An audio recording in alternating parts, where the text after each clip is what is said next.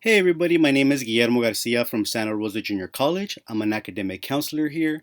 If you ever want to reach out to me, feel free to reach out at ggarcia3 at santarosa.edu, or you could always call the counseling office at 707 527 4451.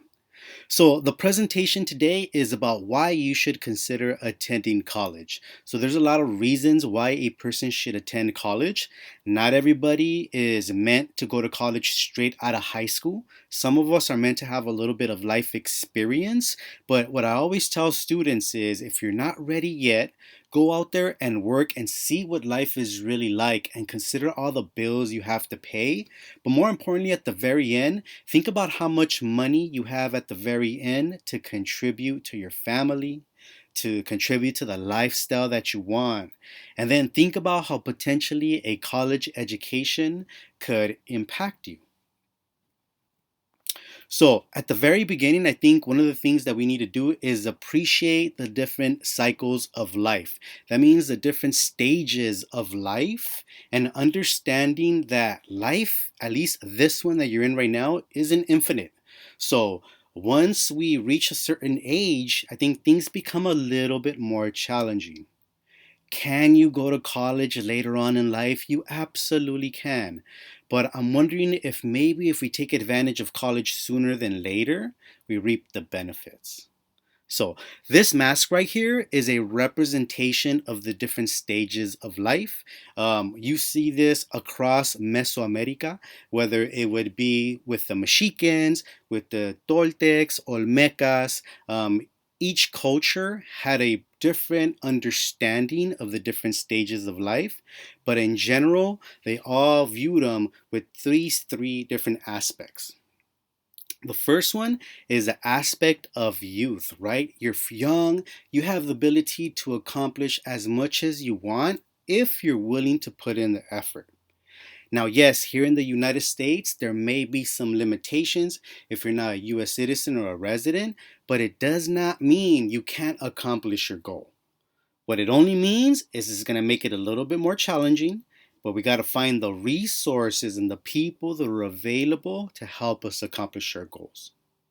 So the very first one is the stage of youthfulness, feeling invincible, feeling like you could accomplish as much as you want, and you absolutely can with some strategy.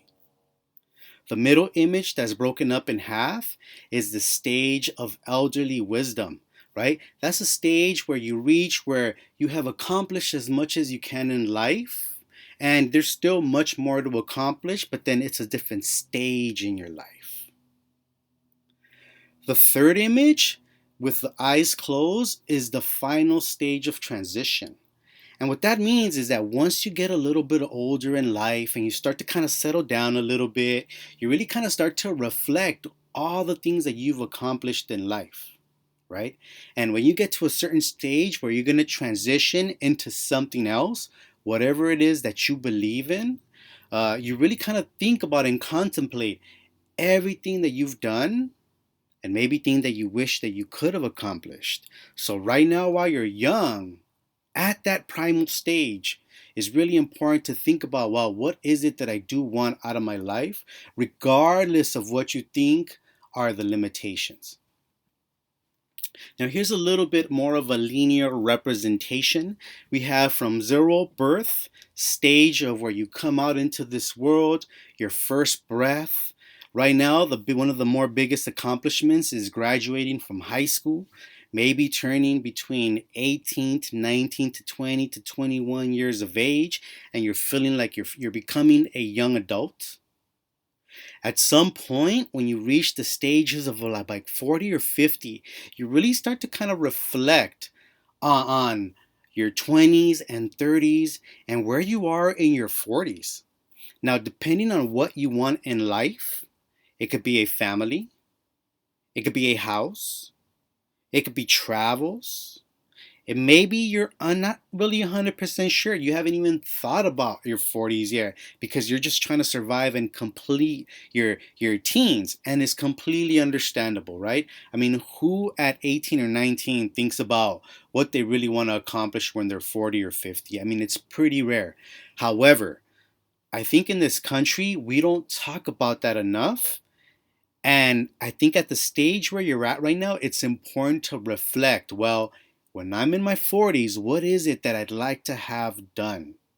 Right? Because the more you set those type of goals, those long-term goals, the more we could reflect on, well, what are some of the small-term goals that we could accomplish right now to get to those long-term goals, right? So take a minute and really think about, well, when I'm in my 40s or 50s, what is it that I want? I'll tell you, when I was 18, 19 years old, I wasn't even thinking about my 40s. But you know what? Right now, turning 41, I constantly think about, dang, what is it that I could have done in my 20s or 30s to make things a little bit better right now?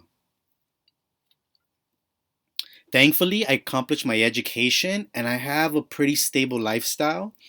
But right now, with COVID, sometimes I really wonder, man, if I didn't have this education or these skill sets or this job, where would I be?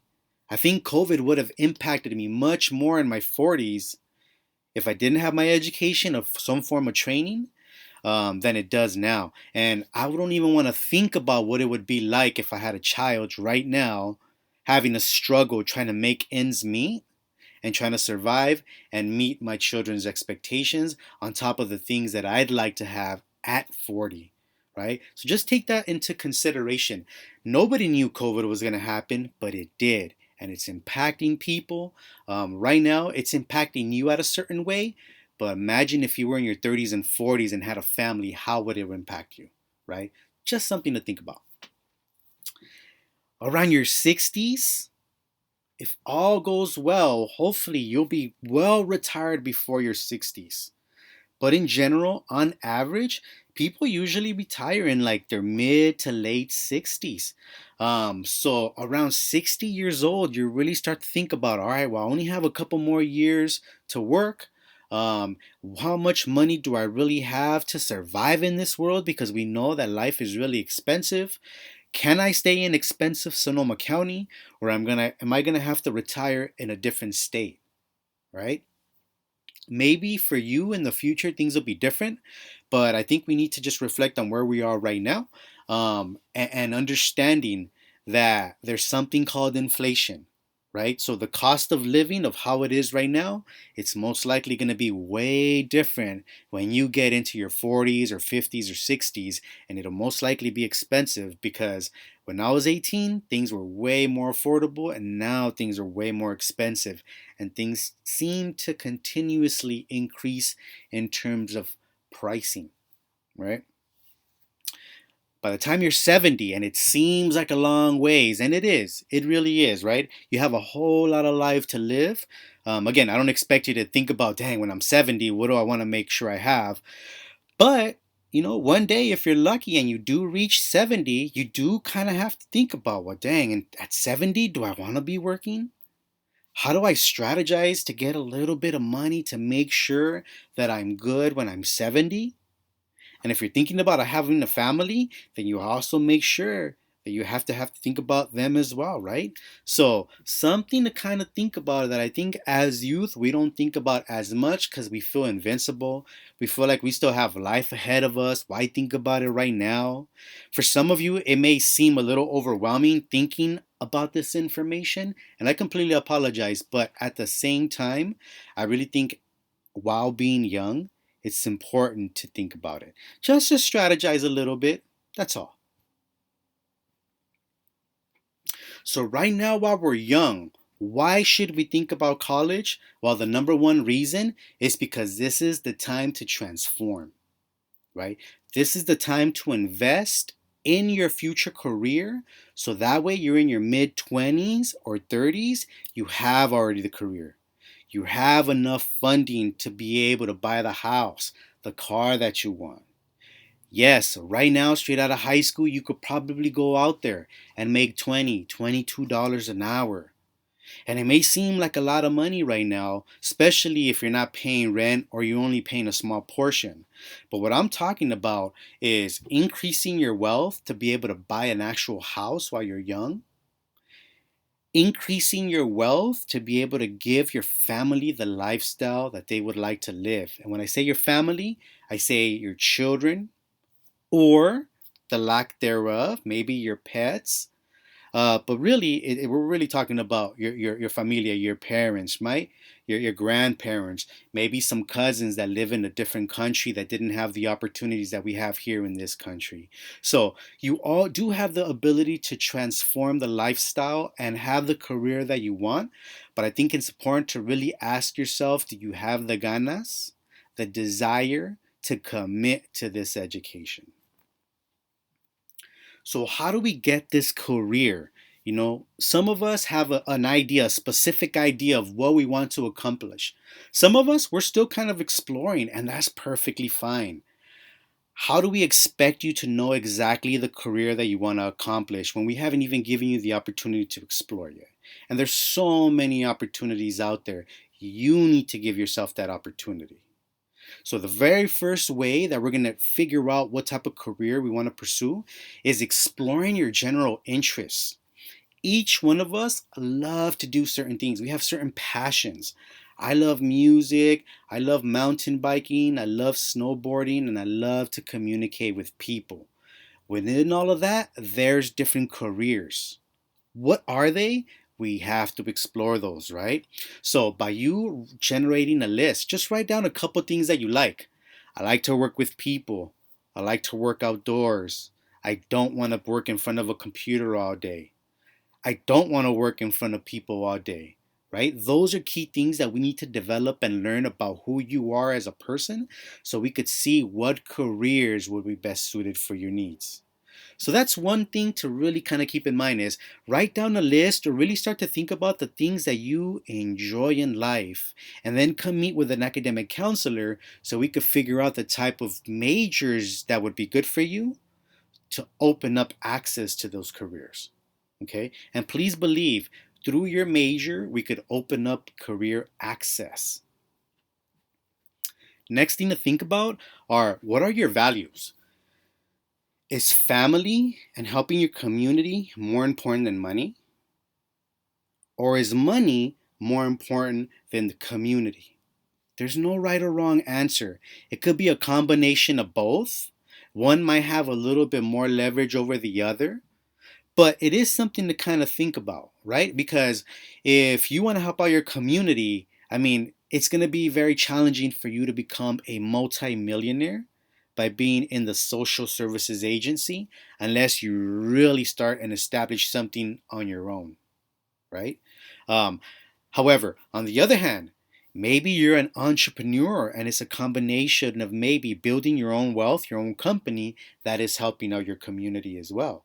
So there's a lot of different ways to be able to accomplish it, but we do have to identify what the values are because you don't want to get stuck in a certain position that maybe is not helping out your community and it's more about that money and you don't feel comfortable. It sucks going to work every day. And believe it, that's not a good feeling, right? You want to be invested in a career that you are happy about because when you're happy in that, you're naturally going to go do it. It feels good and the money will come. So that's not really the number one priority. It's about self and how you feel about it. And that's where understanding your values and understanding your interests is a key. So once we have a general idea of some of the careers that you're interested in based off of your interests, we have a good idea of what your values are and how much you're willing to commit to this career. Then the next step is to identify what are some of the skills we need to develop, right? If you were like me and maybe you're interested in getting a master's or a PhD, but we're starting from the bottom, we need to develop some skill sets, right? Maybe some study strategies, some time management techniques, things that'll help us survive in college and excel when we get to the university.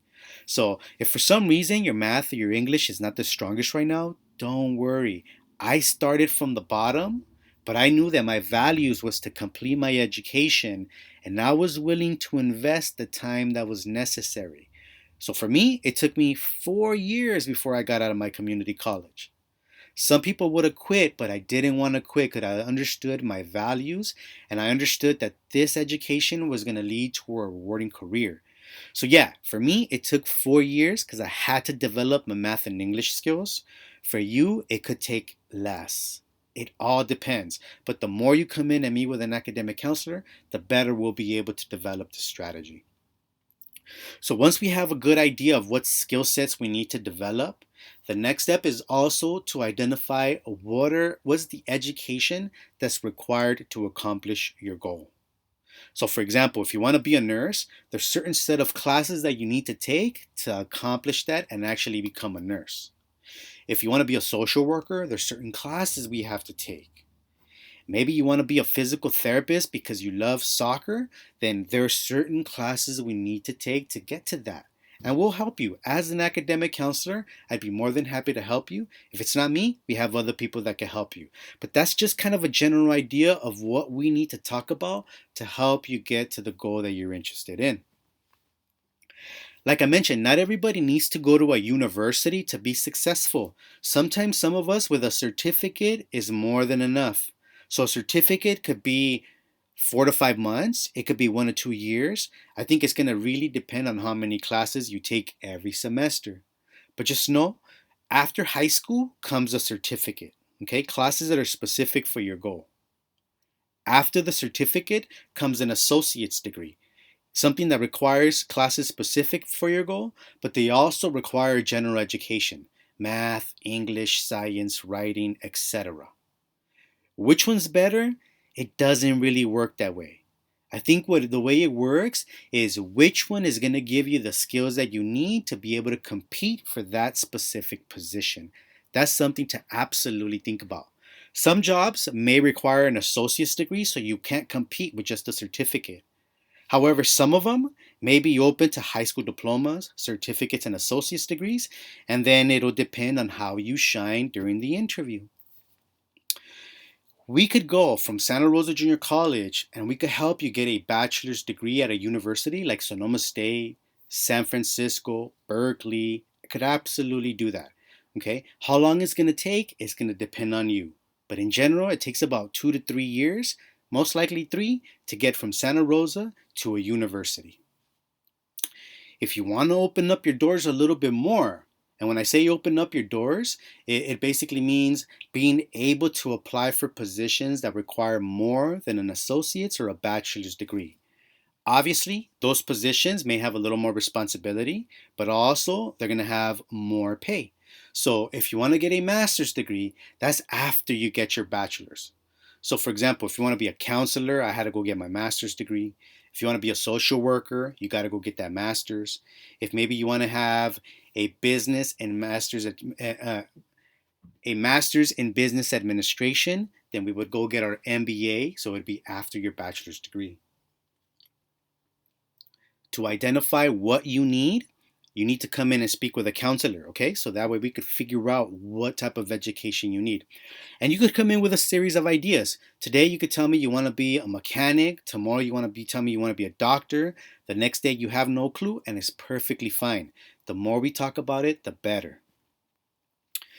We have this class called Counseling 6, which is career exploration. This class is going to help you figure out what are some of your career interests, what is the education that's required, what type of strategy we should develop. So Counseling 6 is a really good one. The next one is Counseling 10, first year experience. This one is for somebody that you're the first person in your family ever going to college and you're really trying to figure out how to play this game, how to find the resources to help you become successful, how to figure out what type of career you want to pursue, and then also help you develop some study strategies so you could accomplish that goal. So Counseling 10 is a fantastic class to take. At Santa Rosa Junior College, if you come to SRJC, you got to make sure, aside from your classes, you also take advantage of the Career Center. Because in the Career Center is where we could help you find an internship. We could also help you develop your resume, your interviewing techniques, and we could help you get a job on campus as well. So all those things that I just mentioned, internship, developing your resume, interview techniques, and getting a job on campus, all those things, once you finish your education, it'll help you become much more of an ideal candidate for these careers that you're interested in.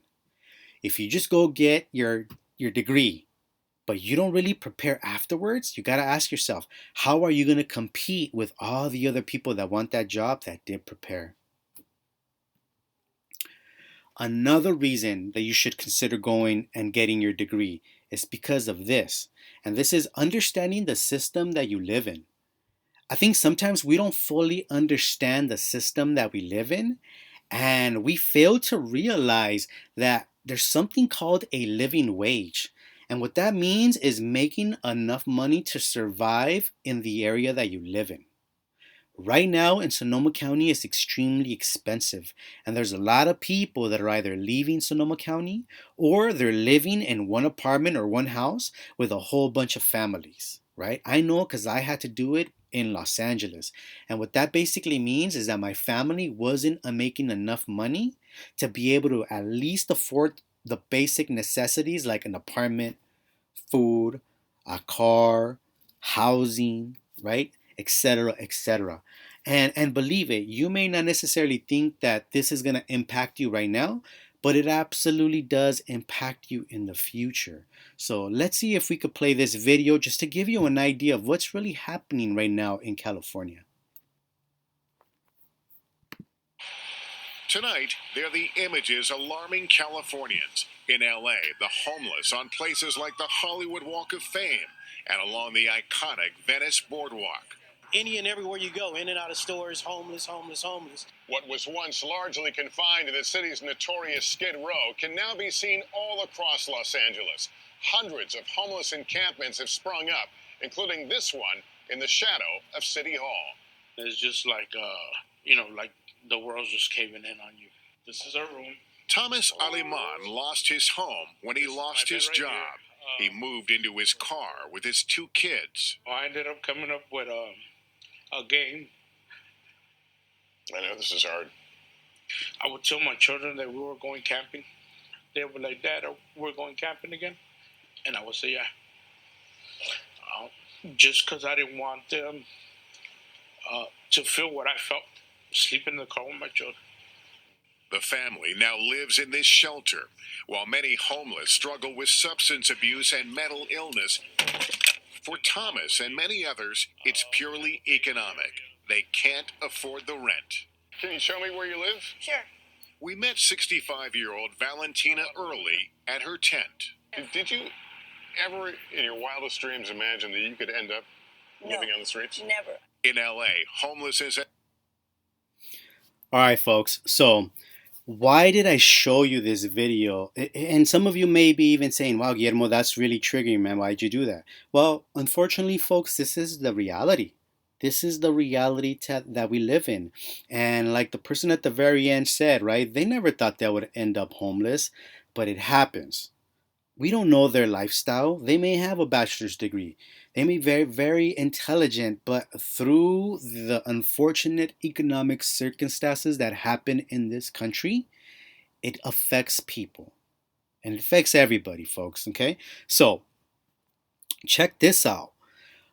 This graph right here represents joblessness, and there's certain periods, right? So I'm sure you folks have heard of the economic crisis back in the 30s when you were in government, and they talk about the food disparities. Well, we've gone through 2 since the early 2000s. So I imagine many of you were probably born about late 1990s, probably early 2000s or so. And right when you folks were born, we had a certain recession. And that was the Y2K recession, when everybody thought that all the electronics were going to shut down and the programs were going to shut down, and it was going to be the end of our current civilization due to technology not being able to work. So then it caused people a scare, and then they pulled out their money from different investments. So it caused the economy to crash. A lot of people lost their jobs. The next one, what happened was in the housing crisis back in 2007. And that one impacted me primarily. Back during like 2000, I was probably like 18 years old. It didn't really impact me that much. I knew people were losing their jobs, but I had a job. I was working fast food, working at UPS, making minimum wage. I was good. It didn't matter. But back in 2007, when I got my bachelor's degree and my master's degree, and I'm trying to find work, and there was no work available, folks, and believe it, it felt horrible having these degrees, but not being able to find employment. So remember the whole thing I mentioned about getting internships, developing your resume, presenting yourself and becoming marketable?